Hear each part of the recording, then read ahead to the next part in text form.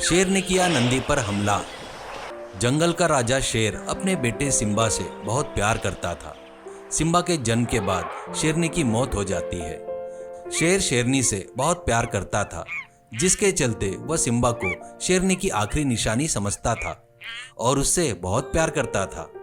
वह सिम्बा को एक पल के लिए भी अपने आप से दूर नहीं करता था। ऐसे ही एक दिन भैंसों का झुंड जंगल में आता है, जिसमें नंदी नाम का भैंसा घास चरते हुए झुंड से अलग हो जाता है। वह जंगल में काफी दूर चला जाता है। अरे बाप रे, लगता है झुंड से काफी दूर आ गया हूँ। इससे पहले कि कोई खूंखार जानवर मुझे यहाँ देख ले, मुझे तुरंत अपने झुंड के पास वापस जाना होगा। यूं नंदी सोचते हुए वापस अपने झुंड की ओर निकलता है। वहीं दूसरी ओर सिम्बा शेर से, पिताजी, मेरे दोस्त जंगल घूमने जा रहे हैं, मैं भी उनके साथ जाऊंगा। नहीं बेटा, अभी तुम बहुत छोटे हो, तुम्हारा यूं जंगल में अकेले घूमने जाना ठीक नहीं होगा। अरे मैं अकेला थोड़ी ना हूँ, मेरे दोस्त भी मेरे साथ है। चलो हम एक काम करते हैं, मैं भी तुम्हारे साथ चलूंगा। आप अगर मेरे साथ आओगे तो मेरे दोस्त मेरे साथ नहीं आएंगे। आप जंगल के राजा हो, आपको देखकर मेरे दोस्त डरते हैं। अरे पर मैं तुम्हें अकेला कैसे भेज सकता हूँ, मुझे यह बिल्कुल मंजूर नहीं है।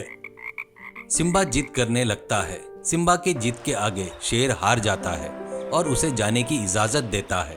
सिम्बा और उसके दोस्त खुशी खुशी जंगल में घूमने निकलते हैं। वह खेलते कूदते खूब मस्ती कर रहे थे। हिरन, देखो तो सही, हमारा जंगल कितना खूबसूरत है। हाथी, मुझे तो बिल्कुल उम्मीद नहीं थी कि महाराज सिम्बा को हमारे साथ भेजेंगे। बंदर, हाँ, महाराज ने तो कभी सिम्बा को गुफा के आसपास भी नहीं भेजा। सिम्बा, मेरे पिताजी मुझसे बहुत प्यार करते हैं, वो मेरी हर इच्छा पूरी करते हैं। यूं वह बातें करते हुए जा रहे थे कि उधर से गुजर रहे एक बाघ की नजर सिम्बा और उसके दोस्तों पर पड़ती है। यह तो सोने पर सुहागा हो गया, एक साथ इतने सारे बच्चे, इनका नरम और मुलायम मांस खाकर तो मजा आएगा। यूं सोचकर वो बाघ उन बच्चों की ओर बढ़ता है और बाघ को देखकर सारे बच्चे डर जाते हैं। हाथी, अरे बाघ, तू यहाँ क्या कर रहा है? चल जा यहाँ से, नहीं तो। बाघ, वो तो कोई बेवकूफी होगा जो इतने शिकार को छोड़कर चला जाएगा। आज मैं तुम लोगों का शिकार करके तुम्हारा नरम और मुलायम मांस खाऊंगा। सिम्बा, अरे ओ बाघ, शायद तुझे पता नहीं, मेरे पिताजी ये जंगल के राजा है। अगर उन्हें पता चला कि तूने परेशान किया है तो तुझे छोड़ेंगे नहीं। अरे तुम में से कोई बचेगा तभी तो किसी को पता चलेगा। यह कहकर बाघ दहाड़े मारते हुए बच्चों की ओर बढ़ता है। यह देख सिम्बा और उसके दोस्त डर के मारे भागने लगते हैं। सिम्बा बहुत डरा हुआ था, वह बेहोश हो जाता है और नीचे गिर जाता है। बाघ सिम्बा पर हमला ही करने वाला था। उधर से गुजर रहा नंदी यह देख भागते हुए जाकर अपने सींग से बाघ पर हमला करता है। अचानक हुए हमले से बाघ नीचे गिर जाता है। नंदी, अरे बाघ, तुझे शर्म नहीं आई छोटे बच्चों पर हमला करते हुए? छोड़ दे इस बच्चे को और चला जा यहाँ से। बाघ नंदी पर हमला करता है। दोनों के बीच लड़ाई होती है। इधर शेर को सिम्बा की चिंता हो रही थी। वह सिम्बा को ढूंढते हुए निकलता है। बाघ नंदी से लड़ते लड़ते काफी घायल हो गया था।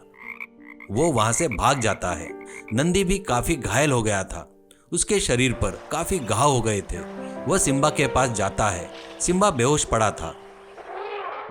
बेटा, आंखें खोलो, देखो अब कोई खतरा नहीं है, वह बाघ भाग गया है। चलो मैं तुम्हें तुम्हारे घर छोड़ देता हूँ। सिम्बा होश में नहीं था। लगता है यह डर के मारे बेहोश हो गया है, अब मैं क्या करूँ? ऐसा वो सोच ही रहा था कि वहां शेर आता है।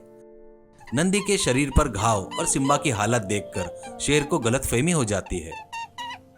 तेरी यह मजाल कि तू मेरे बेटे की यह हालत कर दी, मैं तुझे जिंदा नहीं छोड़ूंगा। अरे महाराज, मेरी बात सुनिए, यह सब मैंने नहीं किया है, मेरी बात मानी है। यह तो उस इससे पहले कि नंदी कुछ कहता, शेर गुस्से में था। वह नंदी पर हमला करता है। दोनों के बीच लड़ाई होती है। तभी सिम्बा को होश आता है। वह उन दोनों को लड़ते हुए देखकर, पिताजी रुक जाइए, ये आप क्या कर रहे हो? उस दुष्ट बाघ से इन्होंने मेरी जान बचाई है। यह सुनकर शेर एकदम चौंक जाता है। बेटा सिम्बा, तुम ठीक हो ना? और तुम ये क्या कह रहे हो? सिम्बा शेर को सारी बात बताता है। अरे नंदी, मुझे माफ कर दो। तुमने मेरे बच्चे की जान बचाई है और मैंने बिना सोचे तुम्हारी जान लेने की कोशिश की। मुझे माफ कर दो। अरे महाराज, आपको माफी मांगने की जरूरत नहीं है। अगर आपकी जगह मैं भी होता तो शायद मैं भी यही करता था जो आपने किया है। शेर नंदी का धन्यवाद करता है और सिम्बा को लेकर वहां से चला जाता है। नंदी भी अपने झुंड के पास वापस चला जाता है।